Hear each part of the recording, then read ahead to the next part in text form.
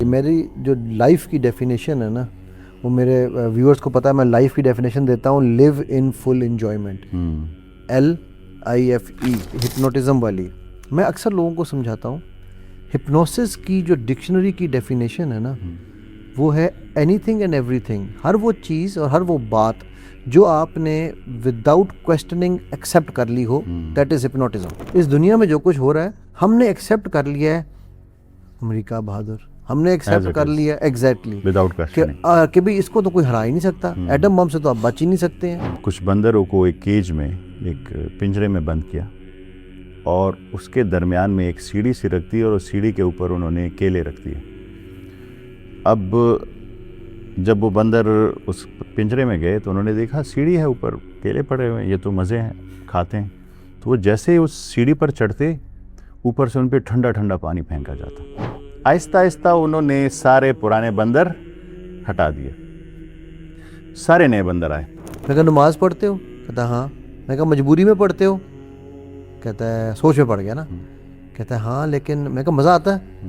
کہتا ہاں کبھی کبھی. تو میں کہا جس وقت مزہ آتا ہے وہ انجوائمنٹ ہے. اب ہے نا خوب سے خوب تر کی تلاش، اس میں اور سے اور کی تلاش میں فرق ہے.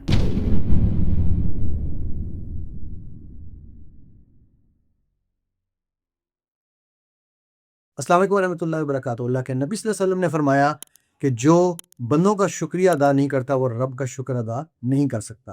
میں محمد علی، مائن انجینئر علی، آپ کے سامنے آپ کا شکریہ ادا کرنے آیا ہوں کہ آپ نے میری اور ڈاکٹر سفیان کی جو ویڈیو ہے بلیک ہولز پہ، اور جو سیریز ہم نے شروع کی ہے اس کو بہت پذیرائی دی، اس کو بہت پسند کیا، اور مجھے بہت خوشی ہے اس بات کی کہ آپ لوگوں کو ہمارا کام اچھا لگ رہا ہے. انشاءاللہ ہم اس کے اوپر مزید کام کریں گے. اسی لیے آپ کی سپورٹ چاہیے. آپ اس کو شیئر جتنا کریں گے، جتنا اس کو لائک کریں گے، اتنا ہی زیادہ انشاءاللہ یہ کام اور پھیلے گا بھی. اور یہ وہ پیغام ہے جو ہم سب کو پر پہنچانا فرض ہے. بہت شکریہ آپ سب کا. میری جو لائف کی ڈیفینیشن ہے نا، وہ میرے ویورز کو پتہ ہے. میں لائف کی ڈیفینیشن دیتا ہوں لیو ان full enjoyment. LIFE acronym use کرتا ہوں. تو میں اسی طرح ایک جگہ پہ لیکچر دے رہا تھا تو مجھے کسی نے کہا سر مسلمان کی زندگی میں انجوائمنٹ کیسے ہو سکتی ہے؟ میں نے کہا یار ہیں مسلمان کی زندگی میں تو انجوائمنٹ ہی انجوائمنٹ ہے. کہتا وہ کیسے؟ میں نے کہا بھائی قرآن پڑھتے ہو؟ کہتا ہاں. مجبوری میں پڑھتے ہو؟ کہتا نہیں. میں کہا مزہ آتا ہے؟ کہتا ہاں انجوائمنٹ ہے. میں کہا نماز پڑھتے ہو؟ کہتا ہاں. میں کہا مجبوری میں پڑھتے ہو؟ کہتا ہے سوچ میں پڑ گیا نا. کہتا ہے ہاں لیکن میں کہا مزہ آتا ہے؟ کہتا ہاں کبھی کبھی. تو میں کہا جس وقت مزہ آتا ہے وہ انجوائمنٹ ہے. اسی سے پڑھنا شروع کر دو، نماز تمہاری چھوٹے گی نہیں. سو ہمارے یہاں نا ہم نے وہ جو آپ نے بات کی، ہم نے ڈوپامین، سیروٹونین، آکسیٹوسنس، ان کی پروڈکشن کے لیے وہ فیس بک اور انسٹا حرام کو میں نے ان کو اپنے نام دیے ہوئے ہیں، ٹھیک ہے. تو ان کو ہم نے وہ بے تک ہے ٹک ٹاک جسے میں بے تک کہتا ہوں، ٹھیک ہے. تو وہ ہم نے ان کو اپنے ان پروڈکشن کا سسٹم بنایا ہوا ہے. دوسری آپ نے ایک اور بڑی درست بات کی تھی ہپنوٹزم والی. میں اکثر لوگوں کو سمجھاتا ہوں ہپنوسس کی جو ڈکشنری کی ڈیفینیشن ہے نا، وہ ہے anything and everything. ہر وہ چیز اور ہر وہ بات جو آپ نے وداؤٹ کویسچننگ ایکسیپٹ کر لی ہو، دیٹ از ہپنوٹزم. آج ہماری اس پوری کی پوری کائنات میں جو کچھ ہو رہا ہے، کائنات تو میں نہیں کہوں گا، دنیا میں کہوں گا، کائنات میں تو خیر اور چیزیں ہیں. اس دنیا میں جو کچھ ہو رہا ہے ہم نے ایکسیپٹ کر لیا ہے. امریکہ بہادر ہم نے ایکسیپٹ کر لیا ایگزیکٹلی کہ بھئی اس کو تو کوئی ہرا ہی نہیں سکتا. ایٹم بم سے تو آپ بچ ہی نہیں سکتے ہیں. اچھا اب کسی نے یہ نہیں پوچھا یار، یعنی اس کے اوپر نا مجھے وہ اللہ کے نبی صلی اللہ علیہ وسلم کا وہ واقعہ بڑا زبردست یاد آتا ہے. جب مسلمانوں سے قلعہ فتح نہیں ہو رہا تھا خیبر کا، تو آپ صلی اللہ علیہ وسلم نے صحابہ کی ایک فوج کو یمن بھیجا منجنیق سیکھنے کے لیے. اب یہ دیکھیں کتنی فارورڈ تھنکنگ تھی میرے نبی صلی اللہ علیہ وسلم کی کہ اس وقت دنیا کی ٹاپ ٹیکنالوجی یمن کے پاس تھی، منجنیق. تو آپ صلی اللہ علیہ وسلم نے یمن میں صحابہ کی فوج کو بھیجا کہ جاؤ جا کے ان سے منجنیق سیکھ کے آؤ. اب وہ آئے اور پھر اس کے بعد منجنیق سیکھ کر آئے، اور پھر وہ خیبر کو جب پہلا ہی دفعہ جب انہوں نے اس کی دیوار توڑی ہے قلعے کی، تو اس کے بعد وہ معافی مانگ کے یہودی سارے سامنے آ گئے. اچھا یہاں پر ایک تھرڈ چیز جو آپ نے بولی میں اس کو لنک کرنا چاہتا ہوں. اب ہے نا خوب سے خوب تر کی تلاش، اس میں اور سے اور کی تلاش میں فرق ہے. بالکل. اللہ کے نبی صلی اللہ علیہ وسلم کی زندگی کو اگر میں 3 لفظوں میں سمرائز کروں نا، ان کے اسٹائل آف لیونگ کو، تو وہ ہے پرسوٹ آف ایکسیلنس، کسب کمال کو ان کے عزیز جہاں شوی، کہ پھر مسلمانوں نے منجنیق میں اتنی مہارت حاصل کی کہ دنیا سمجھتی تھی یہ مسلمانوں کا ہتھیار ہے، رائٹ. تو وہ ہمارے چونکہ ہم نے تدبر چھوڑ دیا، چونکہ ہم نے تفکر چھوڑ دیا، تو ثریا سے زمین پہ آسمان نے ہمیں دے مارا، رائٹ. سو اچھا ڈاکٹر صاحب یہ آپ نے پیٹر مائرز کو پڑھا کبھی؟ دیکھا پیٹر مائرز کو نہیں. میں ایک چیز آپ نے مینشن کی، وہ مجھے لگتا ہے بڑا مینشن کرنا ضروری ہے، اور وہ آج کل کا ایک بہت بڑا المیہ ہے، اس لیے مینشن کرنا ضروری ہے کہ جو ہم سوال نہیں پوچھتے اور ہر چیز کو آپ نے کہا کہ ہم بس ایسے ہی ایکسیپٹ کر لیتے ہیں. دیکھیں سائنٹسٹ نے ایک ایکسپیریمنٹ کیا. انہوں نے کچھ بندروں کو ایک کیج میں، ایک پنجرے میں بند کیا، اور اس کے درمیان میں ایک سیڑھی سی رکھ دی، اور اس سیڑھی کے اوپر انہوں نے کیلے رکھ دیے. اب جب وہ بندر اس پنجرے میں گئے تو انہوں نے دیکھا سیڑھی ہے، اوپر کیلے پڑے ہوئے ہیں، یہ تو مزے ہیں، کھاتے ہیں. تو وہ جیسے اس سیڑھی پر چڑھتے، اوپر سے ان پہ ٹھنڈا ٹھنڈا پانی پھینکا جاتا تو وہ نیچے اتر جاتے. ہر دفعہ جب یہ ٹرائی کرتے تو ان پہ اوپر سے پانی پھینک دیا جاتا. کچھ وقت بعد انہیں یہ اندازہ ہو گیا کہ اوپر نہیں چڑھنا، چڑھیں گے تو نقصان ہوگا، کیلے رہنے دو، یہ ٹھنڈا ٹھنڈا پانی برداشت نہیں کر سکتے. کچھ وقت بعد انہوں نے اس میں ایک نیا بندر ڈال دیا جس کو یہ ساری انفارمیشن نہیں پتہ تھی. وہ جیسے ہی گیا دیکھا سارے نہیں چڑھ رہے اوپر، اور کیلے پڑے ہوئے اوپر چڑھنے لگا. جیسے اوپر چڑھنے لگا ساروں نے اسے پکڑ کے بہت مارا. اس کو پتہ ہی نہیں کہ اب کیوں مار رہے ہیں مجھے، انہوں نے بڑا مارا اسے. وہ آدمی ہو کے بیٹھ گیا کہ نہیں جانا اوپر. آہستہ آہستہ انہوں نے سارے پرانے بندر ہٹا دیے، سارے نئے بندر آئے، پر جو بھی چڑھنے لگتا باقی پکڑ کے اسے مارتے کہ اوپر نہیں جانا. پر کسی کو یہ نہیں پتا تھا کہ اوپر کیا ہے، کیوں نہیں جانا، کیونکہ پرانے سارے چلے گئے، کیونکہ وہ سوال نہیں پوچھ رہے، وہ سمجھنا نہیں چاہ رہے تھے. یہ ایک ایکسپیریمنٹ ہے جس پہ جو ہمیں صرف ایک ایگزامپل دیتا ہے کہ ہمارا معاشرہ کیسے کام کرتا ہے. آپ اپنی زندگی میں دیکھیں، ہم بہت سارے کام ایسے کر رہے ہیں جس کا ہمیں ریزن بھی نہیں پتا کہ ہم کیوں کر رہے ہیں. ہم نے سوال پوچھنا چھوڑ دیا، جبکہ قرآن کریم کا اسلوب یہ ہے کہ 300+ ٹائم کل قالو کویسچن آنسر چل رہا ہے، چیزوں کو سمجھ رہے ہیں. آپ ایک واقعہ ہے جو میں بیان کرتا ہوں، حضرت ابراہیم علیہ السلام کا واقعہ ہے قرآن کریم میں، اور ہمیں سوچنا سکھا رہے ہیں کہ آپ نے سوچنا کیسے. بیسکلی یہ ہماری ٹریننگ ہے. تو وہ جا رہے ہیں اور سورج کو دیکھتے ہیں تو کہتے ہیں ہاذا ربی، یہ میرا رب ہو سکتا ہے، بڑا ہے، چمکدار ہے. وہ غائب ہو جاتا ہے، کہتے ہیں نہیں یہ میرا رب نہیں ہو سکتا. یہی ایکسپیریمنٹ وہ کرتے ہیں چاند کے ساتھ، ستاروں کے ساتھ. It was actually a plant but اس کے ساتھ کرتے ہیں. پر سکھا کیا رہے ہیں؟ کویسچن کریں کیوں ہے یا کیوں نہیں ہو سکتا اس چیز. وہ سوال پوچھنا، وہ انفارچونیٹلی میری انڈرسٹینڈنگ کے مطابق پچھلے 1000 سال سے، تقریباً 800-900 سال سے ہمارے معاشرے نے وہ چیز چھوڑ دی. تو آپ نے بڑی خوبصورت بات کی کہ ہم سوال پوچھنا چھوڑ دیا. بالکل. پیٹر مائرز کا میں نے اس لیے ذکر کیا ڈاکٹر صاحب کہ پیٹر مائرز نے اس کو بھی فیسینیٹ کیا تھا آسمان نے. تو اس نے ایک ریسرچ کی جس میں اس نے یہ بتایا ہے کہ پوائنٹ کے بعد اس نے، مجھے تو اب یاد بھی نہیں کتنے زیروز لگائے ہیں، 17-18 زیرو لگا کے کہتا ہے کہ اگر اس کے بعد ایک 1 لگا دیں نا آپ، اور یہ جو ستارے اپنے آربٹ میں پھر رہے ہیں یہ اتنا سا بھی اپنے آربٹ سے ہل جائیں تو کائنات کولیپس کر جائے گی. اب آپ سوچیں کہ بندہ سوچتا ہے کہ یار اتنے سے کیا فرق پڑتا، لیکن اس رب نے، مطلب ہم لوگوں کو سوچنا سکھا رہے ہیں نا، اس رب نے کیسے یہ چیز ڈیولپ کی.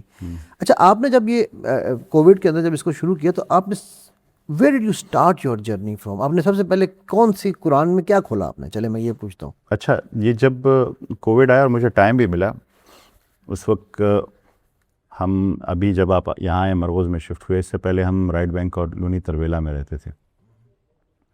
تو مجھے میرے بچپن کے ایک دوست ملے، ان کا نام بابر ہے، اور میں نے ان سے اس خواہش کا اظہار کیا کہ میں قرآن کریم پڑھنا چاہتا ہوں، پڑھ نہیں پا رہا ہوں. مطلب ڈاؤن لوڈ کر لیتا ہوں، لے آتا ہوں، پڑھا رہتا ہے بس، فوکس نہیں بن رہا تھا. تو انہوں نے مجھے کہا، ہم قریب ہی کھڑے تھے، یہ ہماری جو میں نے آپ کو جگہ دکھائی تھی اس کے قریب کھڑے تھے. تو کہتے ہیں کہ میں جاتا ہوں رات کو ایک 20 منٹ کے لیے، رات کی نماز کے بعد، ایک مولانا صاحب ہے اور ہم وہاں پہ قرآن کریم کا سمپل ٹرانسلیشن پڑھتے ہیں. میں چونکہ ڈیپ اسٹڈی کرنا چاہتا تھا، پھر میں نے کہا چلیں اسٹارٹنگ کے لیے یہ بھی ٹھیک ہے، میں یہ اسٹارٹ. تو میں نے کہا وہ کون ہے؟ تو بائی چانس وہ بالکل سامنے گزر رہے تھے. اچھا. تو نے کہا یہ ہے. تو مجھے کہتے ہیں مولانا صاحب مجھے کہتے ہیں کہ رات سے آ جانا. میں نے کہا ٹھیک ہے. میں گیا تو وہ سمپل ٹرانسلیشن الحمدللہ رب العالمین, سب تعریف اور شکر اللہ کے لیے. تو میں نے ذرا سوچا کہ یار میں تو تھوڑا ڈیپ جانا چاہتا ہوں, پر وہاں سے کچھ ہوا. اب یہ جو چیز ہے نا یہ تھوڑی ڈفرینٹ ہے جسے ہم عام سمجھتے ہیں. وہ یہ ہوا کہ جب میں ان سے یہ سمپل پڑھنے لگا, میرا وہ دماغ جو میں نے کہا تھا بند سا تھا, وہ سینہ جو بند سا تھا وہ کھلنے لگا.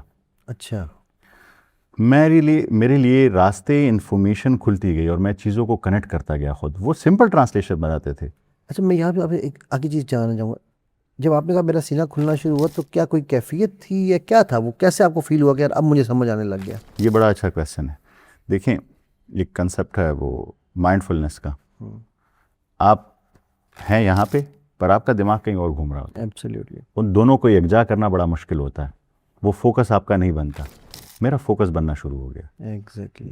وہ چیزیں مجھے سمجھ آنی شروع ہو گئی, ورنہ میں بڑا ڈسٹریکٹڈ ہوتا تھا, بیٹھتا تھا پر ڈسٹریکٹڈ ہوتا, دماغ کہیں اور گھوم رہا ہے, 5 منٹ کے لیے فوکس آ گیا پھر چلا گیا. نہیں, میں فوکسڈ ہو گیا. میں فوکسڈ ہو گیا اور میں وہ چیزوں کو سمجھنے کی کوشش کرنے لگا. حالانکہ وہ بڑی بیسک چیز بہت, تھی. ہاں بہت. مطلب یہ بھی ایک بڑا پوائنٹ ہے لوگوں کو سمجھنے کے لیے کہ ضروری نہیں کہ آپ ہمیشہ اوپر سے شروع کریں, کبھی کبھی بیسک بالکل بنیاد مسنگ ہوتا ہے, ہماری بنیادیں مسنگ ہیں. اس سے میں نے 2-3 چیزیں اخذ کی اور وہ تینوں میں شیئر کرنا چاہوں گا. پہلی بات, پھر جب میں نے اسے خود سمجھنے کی کوشش کی, میرا ایک اسلوب ہے, میں چیزوں کو اپنے لاجیکل انداز سے سمجھنے کی ضرور کوشش کرتا ہوں کہ اسے میں سمجھ سکوں. تو میں نے کہا ایسا کیوں؟ آپ دیکھیں گے قرآن کریم میں حضرت محمد صلی اللہ علیہ وآلہ وسلم کو کہ بھیجنے کی جو مقصد بیان ہوا ہے 4 مقامات پہ بیان ہوا ہے, اور وہ شروع ہوا تھا سورہ بقرہ میں جب حضرت ابراہیم علیہ السلام نے دعا کی تھی کہ میرے نسل میں سے, اولاد میں سے ایک پیغمبر بھیجیے گا, اور 4 چیزیں بتائی تھی کہ وہ لوگوں کو آپ کی آیات سنائے, انہیں کتاب سکھائے, انہیں حکمت سکھائے اور انہیں پاک کرے. 129 نمبر آیت میں یہ دعا مانگی سورہ بقرہ میں. 151 میں جب حضور پاک صلی اللہ علیہ وآلہ وسلم کو نبوت ملی تو اللہ تعالیٰ نے جواب دیا کہ دعا پوری ہو گئی, بس ذرا سی بدل دی, ایک پوائنٹ بدل دیا صرف ایک. تو نے کہا کہ ہاں پیغمبر بھیجا میں نے آپ میں سے, وہ آپ کو میری آیات سنائے گا. بالکل. اب پہلے کتاب تھی دوسرے نمبر پہ, وہ ہٹا دی, اور جو سب سے پیچھے والا تھا پاکیزگی, وہ پہلے آیا کہ پہلے آپ کو پاک کرے گا, پھر کتاب سکھائے گا, پھر حکمت سکھائے گا. تو میرے دماغ نے کلک کیا کہ یہ آیات پہلے کلینزنگ کرتی ہے. جو آپ کا دل, جو آپ کا دماغ بھر چکا اس دنیا کی محبت سے, نفس کی خواہشوں سے, اس کو پہلے کلینز کرنا شروع کرتی ہے. تو جب وہ گلاس خالی ہوتا ہے تو پھر اس میں کتاب اور حکمت آتی ہے. تو مجھے وہ راز سمجھ آیا کہ کیوں یہ دعا بدلی گئی. پاکیزگی کتنی ضروری ہے اس کے لیے, انٹرنل پاکیزگی بھی. Of course. تو ہم اس پہ انٹرنل تو سب سے امپورٹنٹ ہے نا. ہم اکثر لوگ جو ہے وہ صرف ایکسٹرنل پہ فوکس کرتے ہیں. انٹرنل پاکیزگی جو آپ کے اندر کی کیفیت ہے, پاک دل جو ہے, وہ قلب سلیم جو ہے, وہ تو ایک یہ چیز مجھے سمجھ آئی. دوسری چیز مجھے یہ سمجھ آئی کہ عقل سب کچھ نہیں ہے. عقل وہ عقل گو آستہ سے دور نہیں, اس کی قسمت میں پر حضور نہیں, دل بینا بھی کر خدا سے طلب, آنکھ کا نور دل کا نور نہیں. تو یہ دل کا نور جلنا چاہیے, وہ پاکیزگی سے ہوگا. اور قرآن کریم جس میں شفا ہے وہ آپ کی اندرونی بیماریوں کو پاک کرتا ہے. تو وہاں سے مجھے یہ بات بڑی اچھی سمجھ آ گئی کہ آپ نے اس چیز کو ایسے آگے لے کے جانا ہے قرآن کریم کو. اور تیسری بھی آپ کہہ رہے تھے 3 چیزیں تھیں. ہاں 3 چیزیں مجھے سمجھ آئی. تو ایک یہ کہ آپ نے اپنی پاکیزگی پاکی کو لے کے آنا ہے. دوسرا, قرآن کریم کو جب آپ سمجھنا چاہتے ہیں تو اللہ تعالیٰ آپ کے لیے راستے برابر کر دیتا ہے. آپ میں اگر طلب آئے گی نا تو اذکرونی اذکرکم.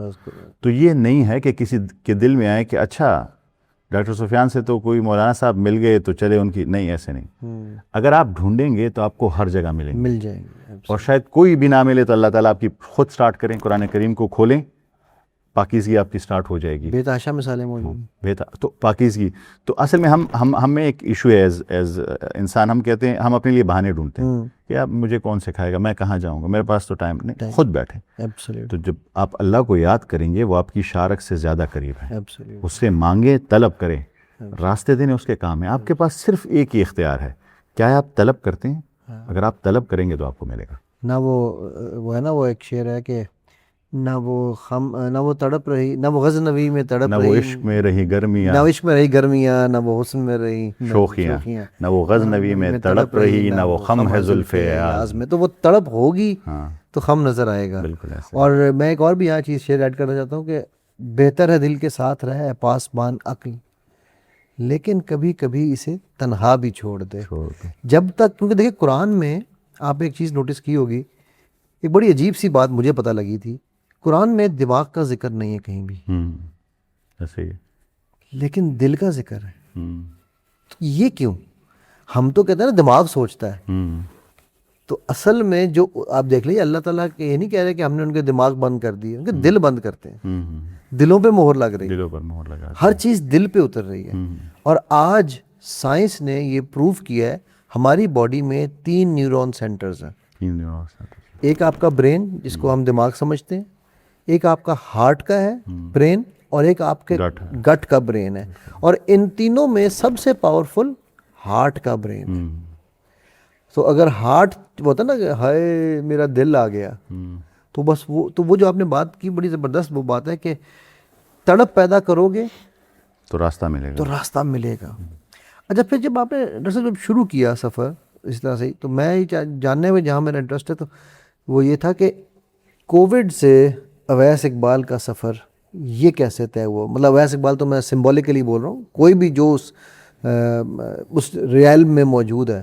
اور میں آپ کو بعد میں آپ کا جواب سننے کے بعد میں بتاؤں گا کہ میں کیوں انٹرسٹڈ ہوں. اچھا دیکھیں، میں نے جب یہ اپنی اسٹڈی شروع کی اور with a research mindset قرآن کریم کو پڑھنا شروع کیا، میرا وہ فوکس بنا اور کائنات کو بھی ساتھ اسٹڈی کرنے لگا. یہاں میں ایک چھوٹی سی ایگزامپل دے دوں گا. میں ایسے دیکھتا تھا کہ الحمدللہ رب العالمین، تو عالمین کیا ہے؟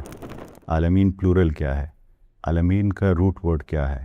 عالمین تو کائنات کو کہتے ہیں، تو اگر پلورل ہے تو اس کا مطلب ملٹی ہے، کہ یا اس سے مراد اسٹرنگ تھیوری کی ملٹیپل ڈائمینشنز ہیں، یا اس سے مراد ڈفرینٹ بینگز ہیں جس کے لیے ہر ایک الگ عالم ہے. تو میں ایسی چیزوں کو سمجھنے لگا. جب میں ایسی چیزوں کو سمجھنے لگا تو میرے لیے ذہن کے دروازے اور علم کے دروازے کھلتے لگے. میں ہر ایک چیز پہ غور کرنے لگا. اچھا اللہ تعالیٰ نے عالمین کی بات کی، رب ہے تمام عالمین کا. اس کے بعد میرے دل میں تو ضرور یہ خیال آئے گا کہ وہ تمام عالمین کا رب ہے، وہ 93 بلین لائٹ ایئرز پہ آبزرویبل یونیورس پھیلی ہوئی ہے، پہلا آسمان پھیلا ہوا ہے جس کا ہم نے 1 لائٹ سیکنڈ کا ڈسٹنس ابھی نہیں کیا. تو اس کے سامنے میری حیثیت ہی کیا ہے؟ غنی خان بابا ہے پشتو کے بڑے مشہور شاعر ہیں، وہ کہتے ہیں تد نور سمندرنا زد خاوری و ذرا دا زما استا بسنگشی دوستی و یارانہ. وہ کہتے ہیں کہ آپ تو نور کے سمندر ہیں، میں تو ریت کا ایک ذرہ ہوں، میری آپ سے کیسے دوستی ہوگی؟ وہ سوال پوچھتا ہے ان سے. تو یہ پہلی آیت کا یہ وہ سمری ہے سورہ فاتحہ کی کہ اتنا بڑا رب، اس عالمین کا رب، اس کے سامنے میرے ذرے کی حیثیت کیا ہے؟ تو اس کے بعد وہ ڈائریکٹ کیا کہتا ہے؟ اللہ تعالیٰ کو آپ کے دل کی بات ہے، وہ رحمان اور رحیم ہے. رحمان نکلا ہے رحم سے، ماں کے ووم سے، رے ہے میم سے، کہ نہیں وہ عالمین کا رب ہے پر وہ آپ کو ایسے پال رہا ہے، آپ سے ایسے محبت کرتا ہے جیسے ماں اپنے رحم میں بچے سے کرتی ہے. ذرا سمجھے، جب آپ قرآن کریم کو ایسے سمجھیں گے ایک ایک آیت کو، تو کیا کیفیت ہوگی آپ کی. ہر ایک آیت پہ آپ کو رونا بھی آئے گا، آپ کے جذبات بھی اور دماغ دل دونوں جڑیں گے.